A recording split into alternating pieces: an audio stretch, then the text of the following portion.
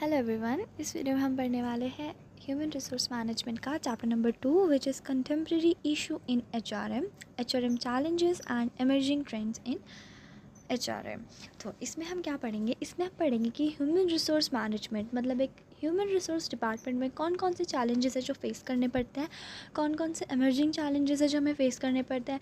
कुछ चैलेंज ऐसे होंगे जो हमें एकदम हिस्टोरिकली आ रहे हैं और कुछ चैलेंजेस ऐसे होंगे जो अपग्रेडेशन ऑफ टेक्नोलॉजी की वजह से आ रहे हैं। So let's read out.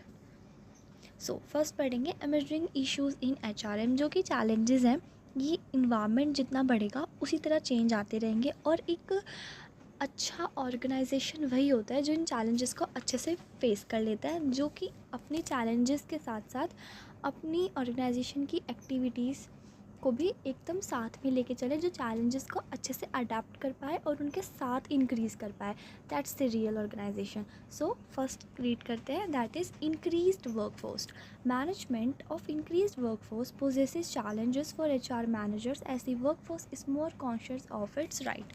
तो फर्स्ट इज़ इंक्रीज्ड वर्कफोर्स। तो इसमें क्या होगा कि जैसे जैसे एक ऑर्गेनाइजेशन बड़ा होगा उसी तरह से हमारे पास जो वर्कफोर्स होगी वो भी इंक्रीज़ होगी, और हमारी वर्कफोर्स इंक्रीज़ होगी तो जितनी ज़्यादा वर्कफोर्स होगी उतने ज़्यादा लोग होंगे और उतनी ज़्यादा प्रॉब्लम्स होगी। तो एक ह्यूमन रिसोर्स मैनेजर को ये सब चीज़ें देखनी पड़ती है, क्योंकि जो हमारे वर्कर्स होते हैं वो अपने राइट्स को लेकर बहुत ज़्यादा कॉन्शियस होते हैं। मतलब जैसे जैसे टेक्नोलॉजी अपग्रेड हो रही है, अवेयरनेस इंक्रीज़ हो रही है, उसी तरह जो पर्टिकुलर एम्प्लॉय है वो अपने राइट्स को लेकर काफ़ी ज़्यादा एग्रेसिव हो रहा है और वो काफ़ी ज़्यादा कॉन्शियस हो रहा है। तो एक मैनेजर को ये सब चीज़ें फेस करनी पड़ती है। जैसे कि ऑर्गेनाइजेशन बढ़ेगा, वर्कफोर्स बढ़ेगी, तो उसी तरह चैलेंजेस भी बढ़ेंगे। तो अब पढ़ते हैं changing workforce composition. Technological progress is bringing more white collar employees making HR jobs more challenging. तो इसमें क्या होगा, जैसे कि जो न्यू वर्कफोर्स है वो टेक्नोलॉजी के साथ चलना जानती है, उसको पता है कि जैसे जैसे हमारा जो न्यू एम्प्लॉयज़ है वो न्यू प्रॉब्लम्स आ रही है, जो टेक्नोलॉजिकल प्रोग्रेस है वो ज़्यादा इंक्रीज़ हो रही है। तो इससे क्या होगा, जो वाइट कलर एम्प्लॉयज़ हैं उनकी जो क्वांटिटी है वो ज़्यादा इंक्रीज़ हो रही है, जो मैनेजर्स को मोर चैलेंजिंग लगता है, क्योंकि जैसे जैसे वाइट कलर जॉब्स आएंगे टेक्नोलॉजी बढ़ेगी उस तरह जो प्रॉब्लम्स होगी वे भी इंक्रीज़ होगी। Then education level. HR managers must develop policies to motivate educated peoples, new supervisor and leadership qualities techniques are required. जैसे एजुकेशन लेवल है, अब ईच एंड एवरी जो हमारा एम्प्लॉय है उसको एजुकेशन प्रोवाइड करनी बहुत ज़रूरी है, जिससे कि उसके जो लेवल्स हैं वो थोड़ी इंक्रीज़ हो जाए, नीड्स थोड़ी इंक्रीज़ हो जाए, वो जो टेक्निक है, पॉलिसीज़ हैं, उन सबको अच्छे से इम्प्लीमेंट कर पाए। तो जो एचआर मैनेजर है उसे पॉलिसीज़ बनानी पड़ती हैं जो लोगों को मोटिवेट करे। Then new supervisor leadership techniques उन सबको आनी चाहिए। देन टेक्नोलॉजिकल एडवांसमेंट, जिसमें क्या हो, organizations without any technology struggle to survive. अगर हमारे पास ऑर्गेनाइजेशन के पास आउटडेटेड टेक्नोलॉजी होगी, अगर हमारी जो इकॉनमी में न्यू टेक्नोलॉजीज़ आ रही है, अगर उसके पास न्यू टेक्नोलॉजीज़ नहीं होगी, वो अपनी आउटडेटेड टेक्नोलॉजी के साथ काम कर रहा है, तो जो उसकी जो ग्रोथ है वो रुक जाएगी, जो उसका प्रॉफिट है वो उसको प्रॉफिट नहीं मिलेगा, उसको बहुत ज़्यादा सर्वाइव करना पड़ेगा मार्केट में ग्रोथ के लिए। Then problems like unemployment can be addressed by assessing man power needs and retaining employees in alternative skills.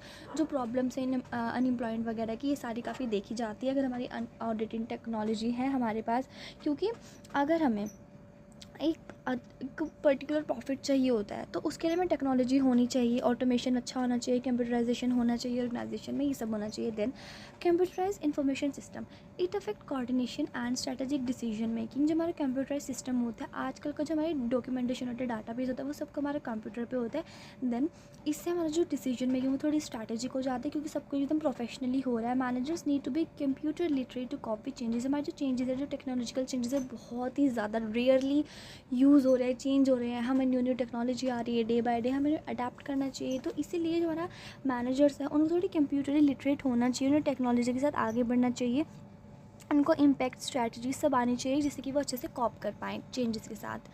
Then mobility of workforce, as individual gain more qualification their service are in high demanded increasing workforce mobility. अगर हमारे पास qualification अच्छी होगी तो हम ज़्यादा demand होगी, जैसे कि जो एजुकेटेड लोग होते हैं उनकी डिमांड थोड़ी ज़्यादा होती है, इसीलिए अगर हमारे पास ज़्यादा क्वालिफिकेशन होगी तो हमारी हाई डिमांड होगी, जिसकी वजह से वर्कफोर्स मोबिलिटी बढ़ेगी, मतलब जो एम्प्लॉयमेंट है वो उसका रेट बढ़ जाएगा। Then organization development, manager must help create a culture that support organization improvement through structure and control.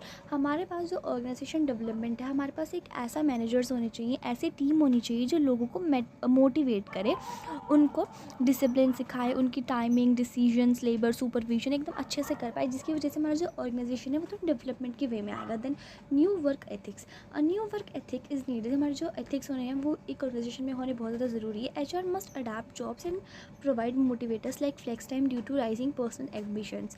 Then हम वहाँ पे मोटिवेटर्स उन्हें अच्छे से देने चाहिए। एज अ रिज़ल्ट अगर हम उनको अच्छे से देंगे तो उनका जो सेटिस्फेक्शन है वो ज़्यादा अच्छे से होगा, उनमें थोड़ी मोटिवेशंस आएगी, जैसे intrinsic motivations and replace by extrinsic motivation. उनको थोड़ा मोराल के वे में लेके जाना चाहिए। Then development planning, HR must anticipate environmental challenges and focus on cost and profit orientation.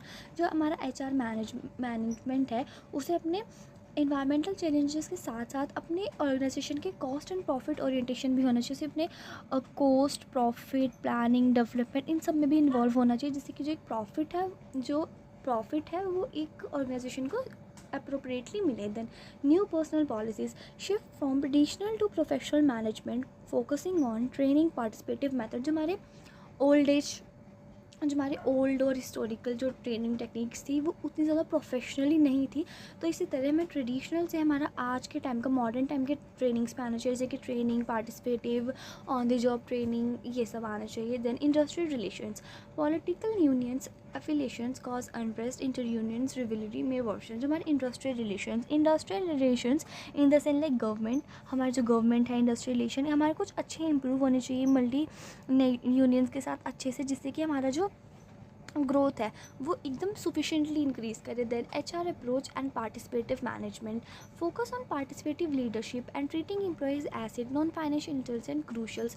हमारी जो पार्टिसिपेटिव मैनेजमेंट मतलब कि जो हमारे जो पीपल्स हैं उनके ऊपर डेमोक्रेटिक रूल चले, मतलब ऑटोक्रेटिक में होता है जब हमारा लीडर ही सब कुछ रूल्स वगैरह लेता है, कि वो ना चल के हमारे एक पार्टिसिपेटिव लीडरशिप चले, मतलब कि जो एम्प्लॉयज़ हैं वो भी ऑर्गेनाइजेशन में अपना पार्ट ले, तो इससे उनका थोड़ा मोराल, उनको थोड़ी सेटिस्फेक्शन वो इंक्रीज़ होती है। और इसी तरह उन्हें नॉन फाइनेंशियल इंसेंटिव्स भी दिए जाएँ, जैसे कि उनको एप्रिसिएशन दी जाए, उनको अप्रेजल दिया जाए, हेल्थ केयर फैसिलिटीज़ ये सब प्रोवाइड किया जाए, जिससे कि जिनका मोराल है वो इंक्रीज़ होगा। Then globalization, HR must adapt global changes. अब अगर हमारा एक बिज़नेस इंडिविजुअली ही चलेगा, हमारे सिर्फ एक ही स्टेट में चलेगा, तो उसकी कोई ग्रोथ नहीं होगी।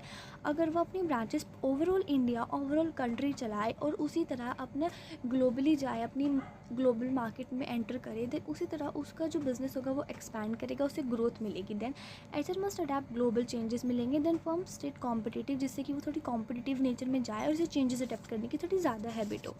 तो ये थे आपके सारे एमर्जिंग चैलेंजेस जो टुडे इन जनरेशन्स देखे जा रहे हैं। अब पढ़ते हैं रियल HRM चैलेंजेस क्या क्या होते हैं। HRM चैलेंजेस, जो मेन HRM चैलेंजेस होते हैं वे 3 होते हैं। फर्स्ट इज़ एनवायरमेंटल चैलेंजेस, जो हमारे कंट्रोल में नहीं होता है। देन ऑर्गेनाइजेशन चैलेंजेस, जो विद इन द ऑर्गेनाइजेशन होता है। देन इंडिविजुअल चैलेंजेस, जो हमें एम्प्लॉयज़ में फेसेस करने पड़ते हैं, या फिर जो HR मैनेजर होता है उन्हें अपने वर्कफोर्स में फेस करने पड़ते हैं। तो फर्स्ट इज़ इन्वायरमेंटल चैलेंजेस, जैसे कि मैंने आपको बताया जो इन्वायरमेंटल चैलेंजेस है इनका कोई कंट्रोल नहीं होता ऑर्गेनाइजेशन पे, और अगर एक ऑर्गेनाइजेशन इन्वायरमेंटल चैलेंजेस के साथ नहीं चल पा रहा है, उनको अडाप्ट नहीं कर पा रहा है, फेस नहीं कर पा रहा है, तो वो ऑर्गेनाइजेशन की मार्केट में डिमांड ज़ीरो होगी, क्योंकि उसे कोई पूछेगा ही नहीं, क्योंकि वो एक्सपेंड ही नहीं कर पा रहा, ग्रोथ ही नहीं कर पा रहा है मार्केट में। तो first is rapid changes of various kinds hits different from all angles. बहुत सारे चेंजेस होते हैं, वो हर एक तरह से हमें एंगल से हिट करते हैं। Then successful managers are those who anticipate and just such changes. एक सक्सेसफुल मैनेजर वही होता है जो इनको एंटिसिपेट करे, मतलब फेस करे, और अपने विद इन दी ऑर्गेनाइजेशन कुछ ऐसे चेंजेस करे जिससे कि वो आउटसाइड चेंजेस के साथ चल पाए, रदर दैन ना कि सिर्फ ये कि कोई चेंज आ गया तो आप उसके लिए कोई सीन नहीं लोगे, कुछ उसको अडाप्ट ही नहीं करोगे, जो चेंज हो रहा है हो ही जाए। तो ऐसे नहीं काम चलता, उसको अपनी activities in favour of environmental changes करने ही पड़ते हैं। Then HR managers have an important role in creating favourable work climate. उसे एक फेवरेबल वर्क क्लाइमेट क्रिएट करना पड़ता है विद इन दी ऑर्गेनाइजेशन, जिससे कि वो इनिशिएट कर पाए, इम्प्लीमेंट कर पाए changes quickly, to have anticipate important and crucial changes in advance and initiate proactive steps immediately. तो एक मैनेजर को अगर हमारा इन्वायरमेंटल चैलेंजेस आ गया, कोई डायनेमिक चेंज आ गया, मार्केट में कोई चेंज आ गया, तो उसका work condition within the organization बहुत अच्छा करना पड़ेगा और एक ऐसी सिचुएशन क्रिएट करनी पड़ेगी जिससे कि जो चेंज है हम उनको इम्प्लीमेंट अच्छे से कर पाएँ और एक इनिशिएट कर पाए न्यू स्ट्रैटेजी, न्यू प्लान के साथ, जिससे कि हम न्यू चेंज के साथ कॉप कर पाएँ।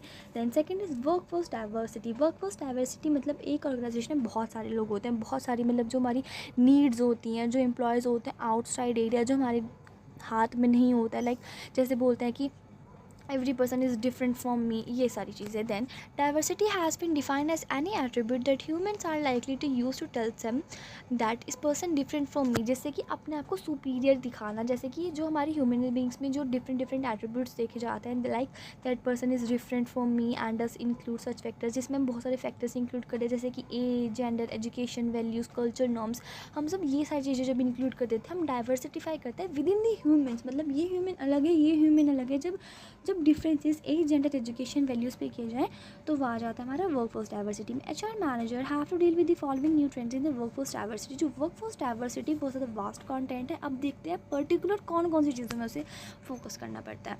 तो first is diversity issue. Indian companies face unique diversity challenge due to differential social, culture, religious and regional backgrounds.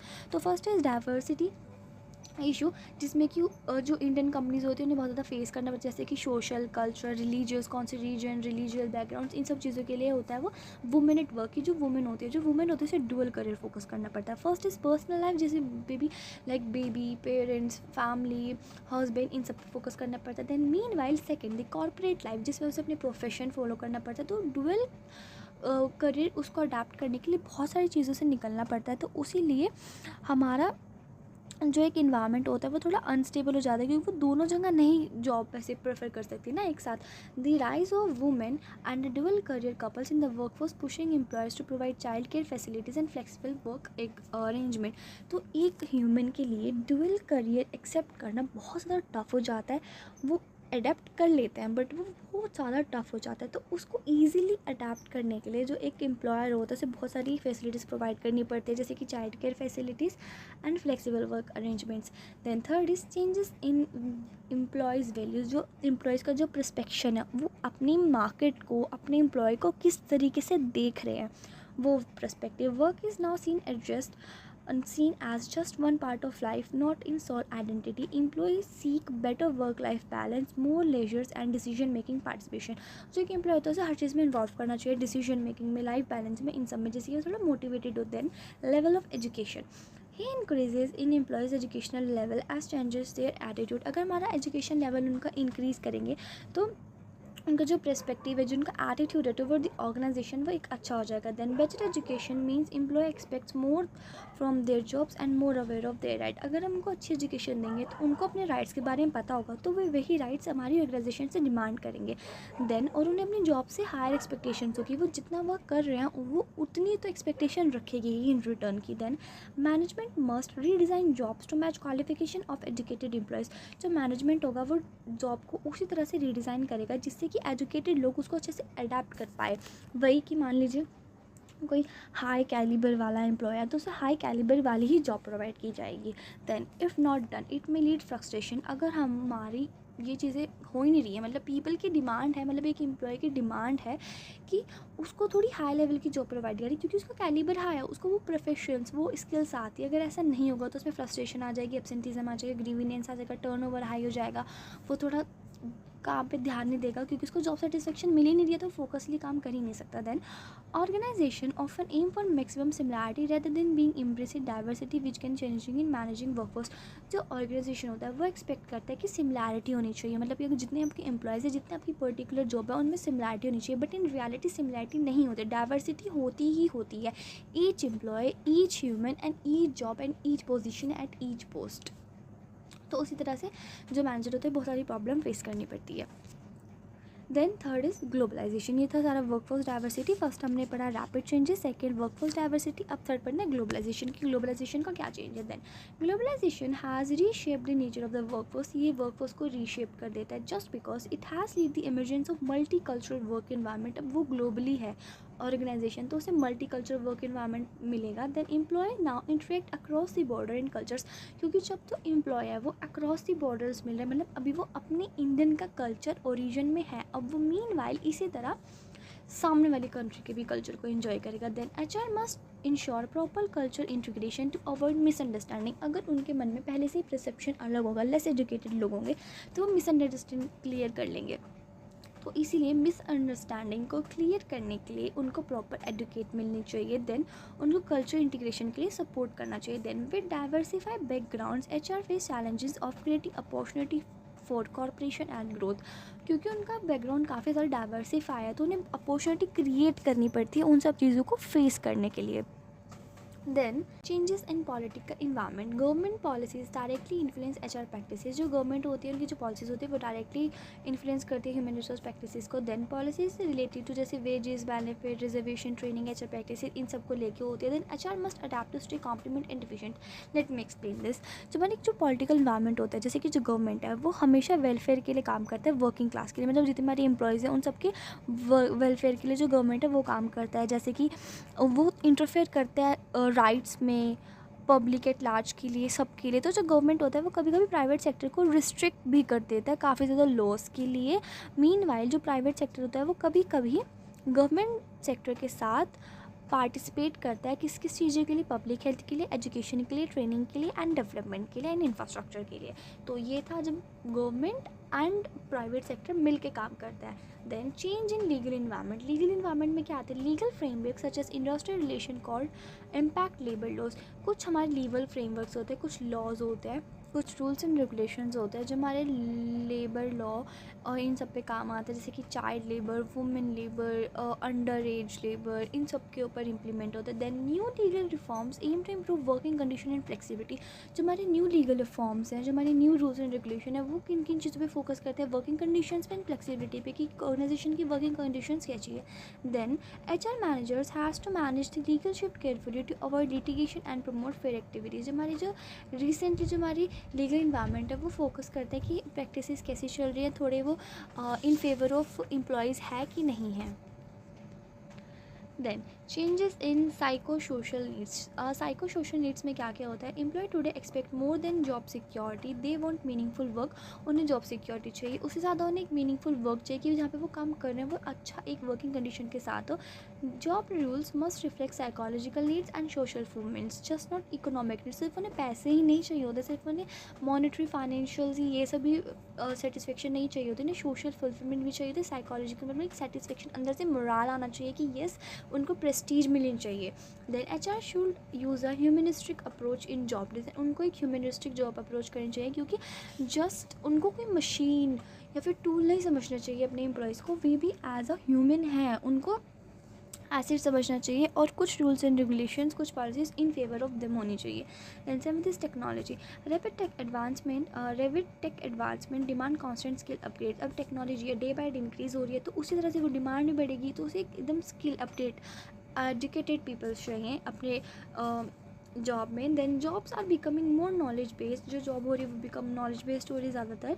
HR must HR को ट्रेन एम्प्लॉयज़ इन न्यू टेक्नोलॉजीज, उनको न्यू टेक्नोलॉजीज़ के लिए train करना चाहिए. देन जॉब को redesign करना चाहिए efficiency और इनोवेशन के लिए, उनको अडेप्ट कराना चाहिए. ऑटोमेशन एंड डिजिटल टूल्स को किस तरह अडेप्ट कराएंगे. देन जॉब डिस्प्लेसमेंट क्या होता है, न्यू टेक्नोलॉजी में displace employee who lack the skills to operate modern machines. HR is responsible for training and rehabilitation such employees. Job displacement में क्या होगा, जिस तरह टेक्नोलॉजी बढ़ेगी उसी तरह में न्यू एम्प्लॉयज़ चाहिए.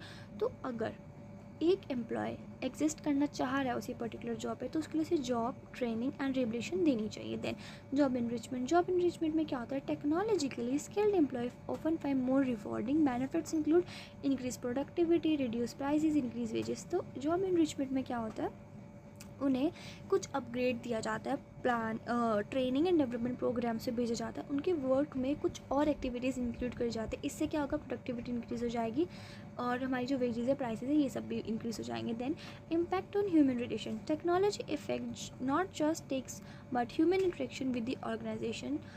It determines how people interact, feel and think about their roles in colleagues. जो टेक्नोलॉजी का इम्पैक्ट है वो क्या आ रहा है ह्यूमन रिलेशंस पे, जैसे कि जो टेक्नोलॉजी है उससे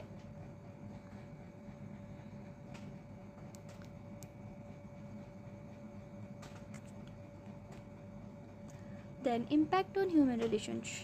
Technology affect not just task but human interaction with the organization. जो हमारी टेक्नोलॉजी है वो इंटरेक्ट कर रही है ऑर्गेनाइजेशन के साथ, ह्यूमन के साथ, और जो इंटरेक्ट फील ये सब अपने कलीग्स के साथ हम एकदम प्रॉपरली कर रहे हैं. Then shift in job nature. Blue collar jobs are being replace by skills and specialize jobs. क्योंकि शिफ्ट्स भी हो रही है टेक्नोलॉजी की वजह से. जो ब्लू कॉलर जॉब्स थी वो स्किल्स एंड स्पेशलाइज जॉब से रिप्लेस हो रही है. देन न्यू एम्प्लॉयज़ आ रहे हैं, उनको ट्रेनिंग मिल रही है.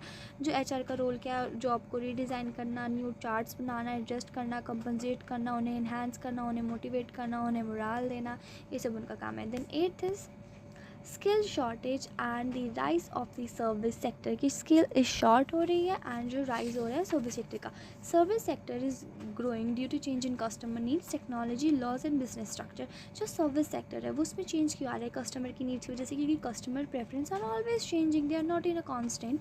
देन टेक्नोलॉजी इंक्रीज हो रही है, टेक्नोलॉजी मतलब अपग्रेडेशन में आ रहा है, जैसे लॉज एंड पॉलिसीज प्रोग्राम्स क्या है, बिजनेस स्ट्रक्चर एंड स्टाइल क्या है. Then however graduates are not equipped with required industrial skills. A key HR challenges is train both new and existing employees to meet performance skill shortage and rise of the service sector. That means कि जो technology है बहुत ज़्यादा change हो रही है और हमारे कंट्रोल में नहीं है, तो उसीलिए हमें एम्प्लॉयज़ को proper training and development programs भेजना चाहिए जिससे कि उन्हें सारी टेक्नोलॉजी को अडेप्ट करना आना चाहिए.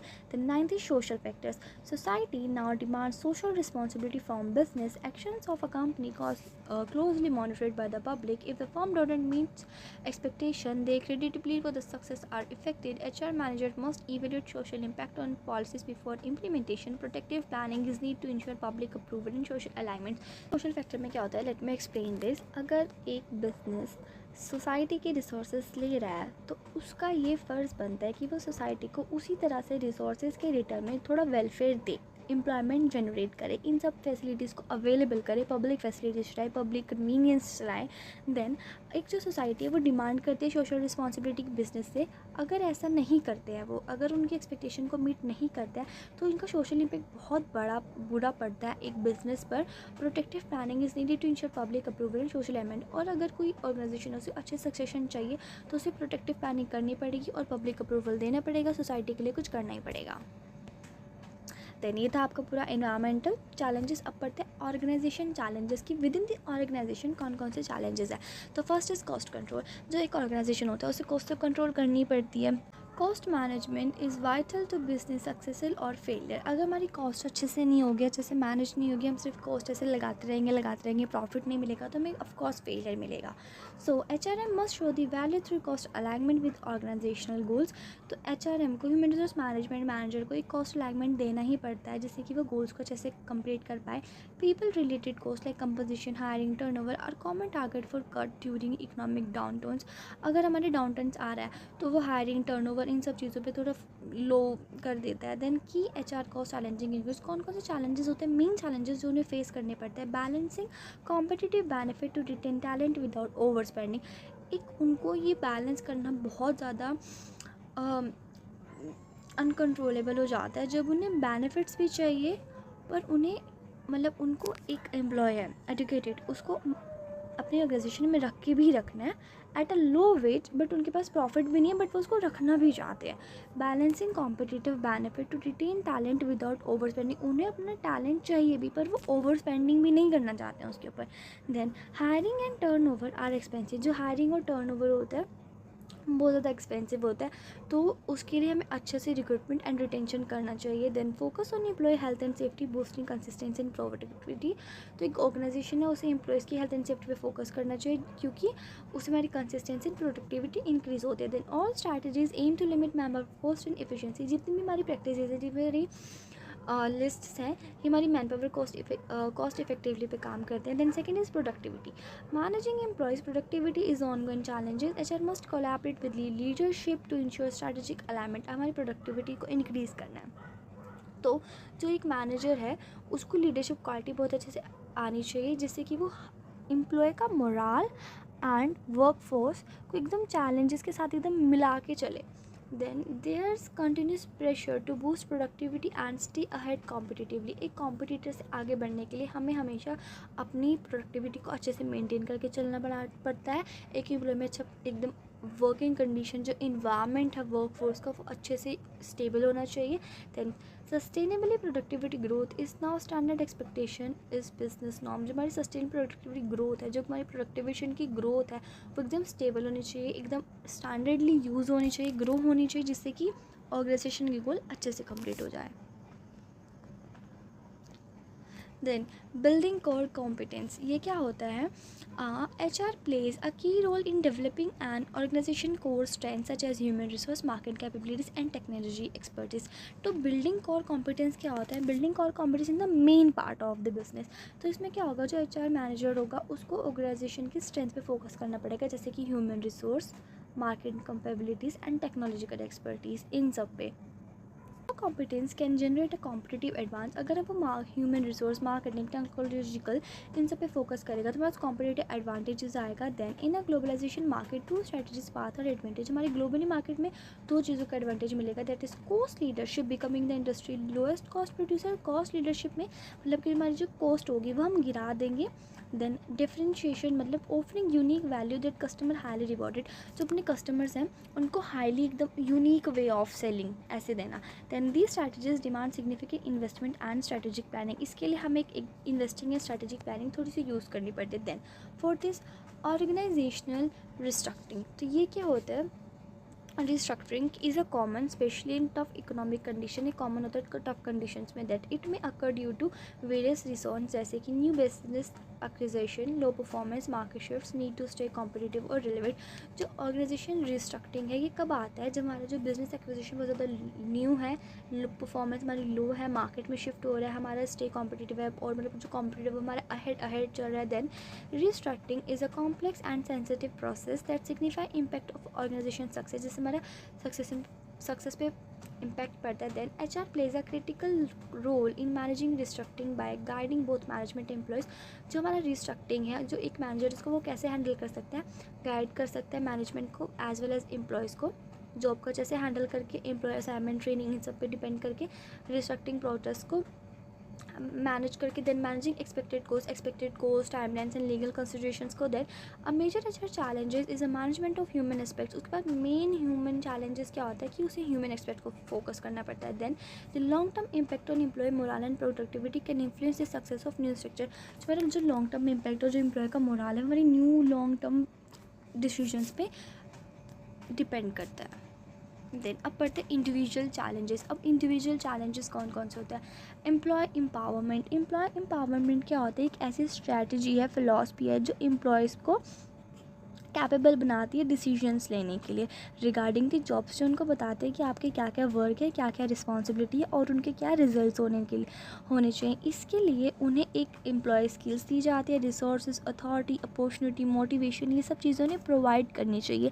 इससे जो होगा उनका जो मोरल है वो थोड़ा बूस्टअप हो जाएगा. ट्रेनिंग, इन्फॉर्मेशन, ये सब उनको प्रोवाइड करनी चाहिए. अब थोड़ा रीड कर लेते हैं. Employ empowerment is a management tool, एक मैनेजमेंट टूल एंड फिलॉसफी जो इनेबल करती है एम्प्लॉयज़ को डिसीजन लेने के लिए. और empowerment process allowing employ to make decisions लेने के लिए और खुद के डिसीजन लेने के लिए उनकी सेंस ऑफ ऑनरशिप बढ़ेगी, क्योंकि अगर वो डिसीजन लेंगे तो उन्हें लगेगा कि हाँ थोड़ा पार्ट ऑफ द ऑर्गेनाइजेशन में उनका भी है. Then this approach contracts with traditional organization structure. तो ट्रेडिशनल ऑर्गेनाइजेशन के साथ स्ट्रक्चराइज है. देन जहाँ पे डिसीजन टिपिकली टॉप बॉटम वाले लेते हैं. Then empowered employees can feel more value. अगर वे थोड़े एम्पावर्ड है, थोड़े सेल्फ कॉन्फिडेंस वाले हैं तो उनको थोड़ा वैल्यूड, मोटिवेटेड थोड़ी ज़्यादा आएगी, लीडिंग आएगी, सेटिस्फेक्शन ज़्यादा आएगी, लीडरशिप क्वालिटीज़ आएंगी. मतलब उनका मतलब अंदर से एकदम मोरल एकदम सेटिस्फाइड होंगे तो वो आउटपुट अच्छा देंगे. Then for empowerment to work effectively the following step must be met. अगर उन्हें एम्पावरमेंट चाहिए तो उनको फॉलोइंग हमें स्टेप्स लेने पड़ते हैं. तो first is open minded managers. Manager must be willing to give up control and trust employees to make decision making. हमारे जो मैनेजर्स होंगे उन्हें ऑटोक्रेटिक रूल नहीं चलाना चाहिए. ऑटोक्रेटिक रूल में जो सारे डिसीजंस होते हैं वो सारे मैनेजर्स लेते हैं, तो उन्हें ऑटोक्रेटिक रूल नहीं चलाना चाहिए. थोड़ी फ्रीडम अपनी एम्प्लॉयज़ को भी देनी चाहिए जिसकी वो थोड़ी डिसीजन ले पाए, थोड़ा मोरल, उनका कॉन्फिडेंस थोड़ा बूस्टअप हो. Then second is foster communication. जो कम्युनिकेशन है वो थोड़ी top to down, down to top ऐसी होनी चाहिए, एकदम उसे पूरा सेंट्रलाइज नहीं करना चाहिए. ओपन एंड ऑनेस्ट कम्युनिकेशन होनी चाहिए एम्प्लॉयज़ के और मैनेजमेंट के बीच में. Then third is individual self empowerment. Employees must willing to learn and improve themselves. जो एम्प्लॉयज़ होने चाहिए उन्हें खुद को इम्प्रूव करने के लिए थोड़ा टाइम प्रोवाइड करना चाहिए। देन इनकरेज रिस्क टेकिंग, हमें अपने एम्प्लॉयज़ को अलाउ करना चाहिए कि जाओ आप रिस्क लो, मार्केट में एंटर करो, उनको थोड़ी रिस्पॉन्सिबिलिटी, सेंस ऑफ रिस्पॉन्सिबिलिटी देनी चाहिए। Employ naturally take risk averse, उन जो एम्प्लॉयज़ होते हैं नेचुरली रिस्क लेते हैं। They managers always correct them before they act, उन्हें करने से पहले मैनेजर्स उनको सही गलत करते रहते हैं, सही गलत करके रहते हैं, वो अवॉइड कर देते हैं उनका इनिशिएट लेना। वे इनिशिएट लेती हैं तो एक मैनेजर को उन्हें अलाउ करना चाहिए। Then empowerment requires giving employ chance, at least उन्हें चांस देना चाहिए न्यू थिंग्स ट्राई करने का, उन ऑर्गेनाइजेशन में एंटर होने का, देन जिससे उनका कॉन्फिडेंस है वो थोड़ा इंक्रीज़ होता है। प्रोवाइड डिटेल इन्फॉर्मेशन देनी चाहिए। जो लीडर्स होते हैं ना काफ़ी सारी इन्फॉर्मेशन देती नहीं कि इनको मिसयूज़ ना कर ले। तो इसी तरह एम्पावरमेंट क्या डिमांड करता है कि इसेंशियल इन्फॉर्मेशन देनी चाहिए, like values, purpose and direction clearly, ये सब उन्हें बताना चाहिए जिससे कि वो एकदम इन्फॉर्म डिसीजंस लें। Then clearly defined roles and जो हम इनको जो रिस्पॉन्सिबिलिटी है, जो उनकी ड्यूटीज़ है, वो क्लियरली उन्हें बतानी चाहिए, उन्हें ऐसे बीच में नहीं छोड़ना चाहिए, मतलब उन्हें ऊपर से नहीं काम बताना चाहिए, उनको डिटेल में एकदम उनको गाइड मोटिवेट करना चाहिए। Then otherwise it leads confusion and efficiency, जो मैनेजर्स ने रोल्स बताने चाहिए, रिस्पॉन्सिबिलिटी बतानी चाहिए जिससे कि वो अंडरस्टैंड कर पाए अपनी work fully efficiency as a team. Then fixed accountability, उनका एक सुपीरियर बॉस होना चाहिए, पर्टिकुलर एम्प्लॉयज़ के कुछ पर्टिकुलर बॉस होने चाहिए जिन्हें वो जाके एकदम अकाउंटेबल हो, उन्हें बताने के लिए रिस्पॉन्सिबल कि yes we do that. Employees must know what they meet expectation and why when they, मुमकिन है कितनी किससे एक्सपेक्टेशन मिलनी चाहिए। Then without understanding the consequences of failure employ account for exist, management should assist in measuring performance and provide rewards for that employ stay motivated, जो manager होने चाहिए उनकी परफॉर्मेंस को मेजर करना चाहिए और उनको फीडबैक भी प्रोवाइड करना चाहिए। देन सपोर्ट द इंडिपेंडेंस और इंडिपेंडेंस देनी चाहिए। Then manager should encourage employ to make their own decision, managers को अलाउ करना चाहिए खुद के डिसीजन बनाने के लिए। अगर वे कभी कभी फेल हो भी जाना चाहिए तो उन्हें दोबारा से टाइम देना चाहिए डेवलप करने के लिए, फ्यूचर डिसीजंस लेने के लिए। अप्रिशिएट देयर एफर्ट्स, उनके एफर्ट्स को अप्रिशिएट करना चाहिए, उनको डिमोटिवेट नहीं करना चाहिए। एम्पावर्ड पीपल नीड सेटिस्फेक्शन देनी चाहिए, फाइनेंशियल स्टेबिलिटी, इन सबको बस ये सारी चीज़ें उनको असेस करवानी चाहिए। Then benefits of employment, employ empowerment की कौन कौन से बेनिफिट्स हैं एम्पावरमेंट के। देन रिड्यूस एम्प्लॉय टर्नओवर, जो टर्नओवर है एम्प्लॉयज़ का वो रिड्यूस हो जाता है। Powered employees feel more valuable and satisfy होंगे अपने रोल से, लीडिंग इंक्रीज लॉयल्टी बढ़ेगी। देन रेजिलेंस क्या होता है, empowerment helps employees handle change better, उनका बेटर से चेंज होगी। देन बिकम मोर अडेप्टेबल हो जाएंगे, कॉन्फिडेंट हो जाएंगे। देन इम्प्रूव प्रोडक्टिविटी, जो प्रोडक्टिविटी वो इंक्रीज़ हो जाएगी, जो कॉस्ट है वो रिड्यूस हो जाएगी क्योंकि आइडियाज़ देंगे, process boosting productivity, cutting cost, उनकी कॉस्ट वो खुद ही कम करेंगे क्योंकि उनके हाथ में कोई चीज़ है डिसीजन मेकिंग, तो वे ऑलवेज गुड डिसीजंस लेंगे। Then better customer service, customer को ज़्यादा अच्छी सर्विस मिलेगी विद एम्प्लॉय एम्पावर, अगर एम्प्लॉय अच्छे हैं तो उन्हें सेटिस्फेक्शन ज़्यादा मिलेगी, वो रिस्पॉन्सिबल फील करेंगे, वो कैपेबल लगेंगे कि हाँ वो सही डिसीजन ले सकते हैं, तो उससे कस्टमर को भी सेटिस्फेक्शन मिलती है। देन एम्ब्रेसिंग चेंजेस, वो चेंजेस को अडेप्ट कर पाएंगे, इनोवेशन कर पाएंगे। दी चैलेंजेस स्टार्टअप को improvement help organisation to stay competitive, उन कॉम्पिटिटिव रहेंगे, they are always a step ahead of their competitors.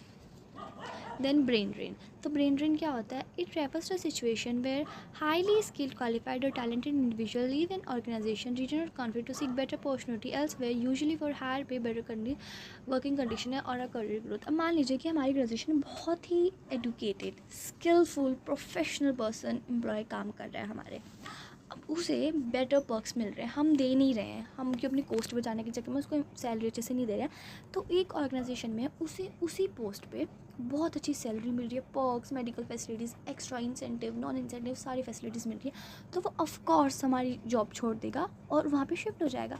तो ब्रेन ड्रेन इसे ही कहते हैं। ये एक ऐसी सिचुएशन होती है जहाँ पे highly skilled, qualified, talented person अपनी ऑर्गेनाइजेशन को छोड़ के दूसरी कंट्री, रीजन, अपॉर्चुनिटी यहाँ पे ऑर्गेनाइजेशन में चले जाता है, किसके लिए, जस्ट फॉर हायर पे के लिए और बेटर वर्किंग कंडीशन के लिए एंड करियर ग्रोथ के लिए। तो ब्रेन ड्रेन अकर्स, ये कब आता है, व्हेन एम्प्लॉय विद टेक्निकल और professional qualification leave for other companies offering high remuneration, जब टेक्निकली और प्रोफेशनल जो क्वालिफिकेशन वाले एम्प्लॉयज़ होते हैं जब उन्हें अच्छी कंपनीज़ में अच्छी रेम्यूनरेशन मिलती है। Then it results in the loss of intellectual property, इसका हमें क्या लॉस होता है, हमारी इंटेलेक्चुअल प्रॉपर्टी डिक्रीज हो जाती है, नॉलेज एक्सपीरियंस ये गिर जाता है, हमारे ऑर्गेनाइजेशन में बहुत ज़्यादा लॉस मिलता है। Then this is specially in problem high tech companies, ज़्यादा हाई टेक कंपनीज़ में प्रॉब्लम आती है। Then such employ very crucial, क्योंकि जो एम्प्लॉयज़ होते हैं काफ़ी ज़्यादा क्रूशल होते हैं, सेल्फ बेनिफिटेड एम्प्लॉयज़ होते हैं। Then it also leads to loss of potential future leaders. हमारे फ्यूचर लीडर्स का पोटेंशियल गिर जाता है। हमने सोचा होगा कि आगे जाके इसको मैनेजर बनाएंगे, है वो छोड़ के चला जाता है तो वो किसे ही मैनेजर बनाए। Then impacting long term organizational success, long term success पे इफेक्ट पड़ता है। Then third is changing employment aspiration. Employees today seek more than just job security, they want career growth. उन्हें करियर ग्रोथ चाहिए, recognition चाहिए, involvement चाहिए decision making में, organization में, सब एक्सपेक्टेशंस उन्हें फुलफिल चाहिए।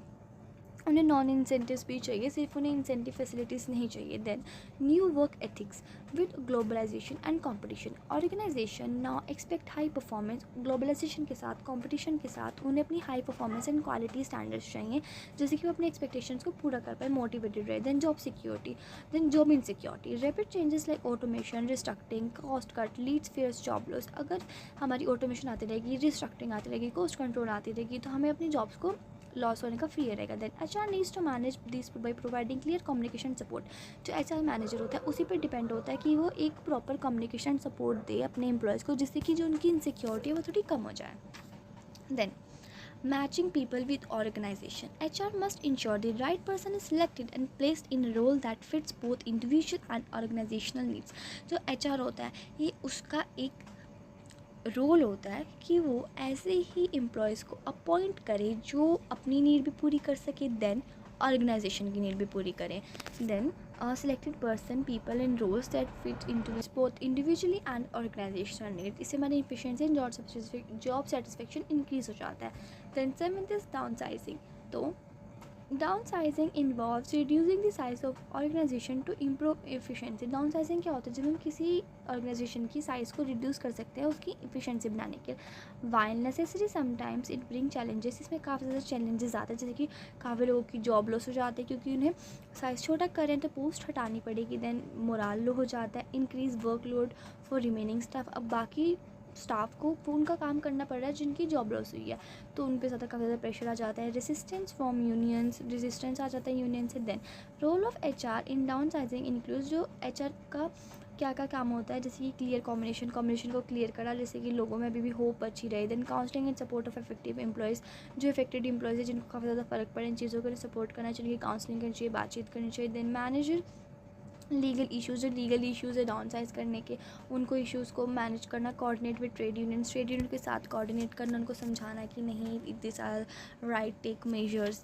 देन अब पढ़ते हैं recent trends in human resource management. अब पढ़ते हैं most of the recent trend जो रिसेंटली ही गया है, एक पेंडेमिक, ह्यूमन रिसोर्स मैनेजमेंट में online trends. Then first is online virtual work of gig economy. हमारा जो पहले तो सारा काम ऐसे ऑफलाइन होता था, फिजिकली मोड से होता था, वो सब एकदम ऑनलाइन शिफ्ट पे हो गया।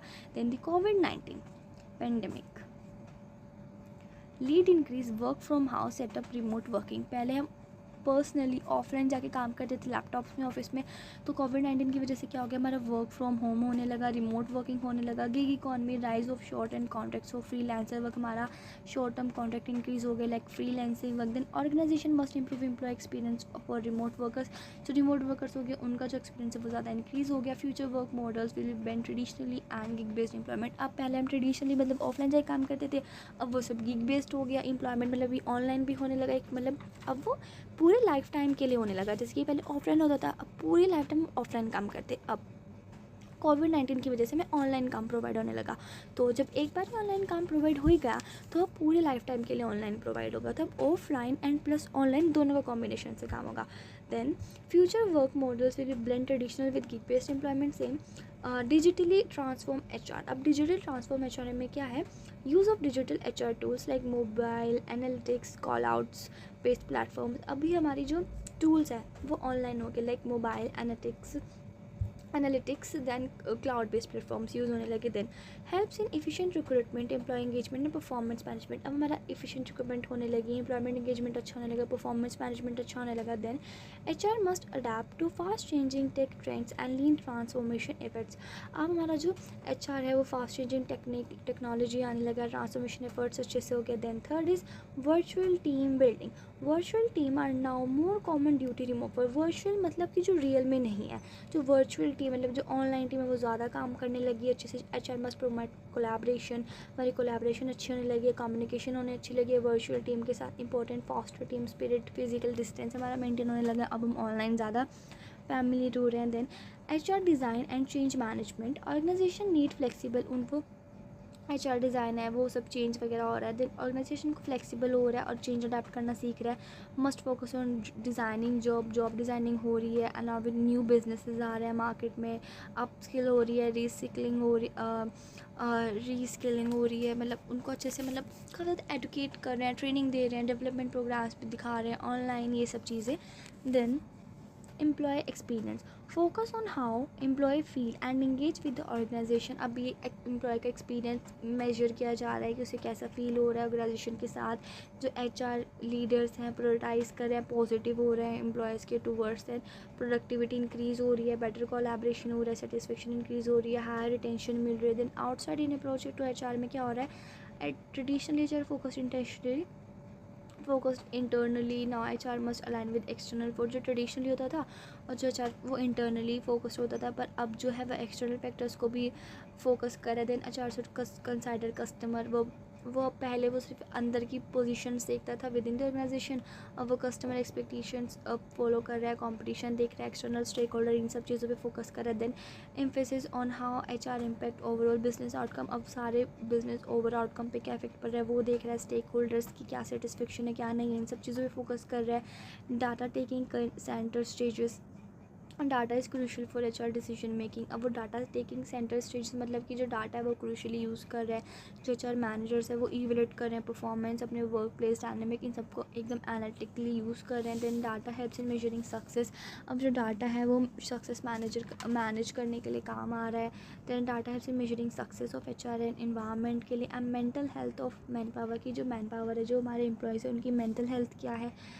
पेंडेमिक इंक्रीज स्ट्रेस, जो पेंडेमिक है उसकी वजह से हमारा stress, anxiety, burnout among employees एक साथ काफ़ी ज़्यादा आ गया क्योंकि उन्हें ऑनलाइन काम करना पड़ रहा है एक स्क्रीन के सामने. That also impact on their eyes, their race. Then organization must invest in mental health. जो ऑर्गेनाइजेशन है वो मेंटल हेल्थ में भी सपोर्ट कर, जैसे काउंसलर्स प्रोग्राम्स ऑर्गेनाइज कर रहा है, creating a healthy work environment use कर रहा है जिससे कि उनकी प्रोडक्टिविटी एंड मोरल इंक्रीज़ हो. Then organization responsive. Organization must adapt करके एक्सटर्नल चेंजेस, वो अब एक्सटर्नल चेंजेस को क्विकली अडाप्ट करे क्योंकि अगर कोई पैंडेमिक आ भी जाता है तो सब ऑनलाइन काम कर सकते हैं. अब ऑर्गेनाइजेशन इज़ कैपेबल है.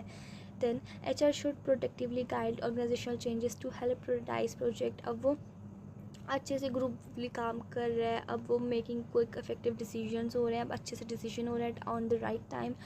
Organisational guidance system. Organization guidance system helps HR identify priorities, define कर सकता है रिसोर्सेज कहाँ से क्या करनी है, जो डिसीजन है वो स्ट्रैटेजिक लिए जा रहे हैं, एक प्रॉपर प्लानिंग की जा रही है बिहाइंड देयर.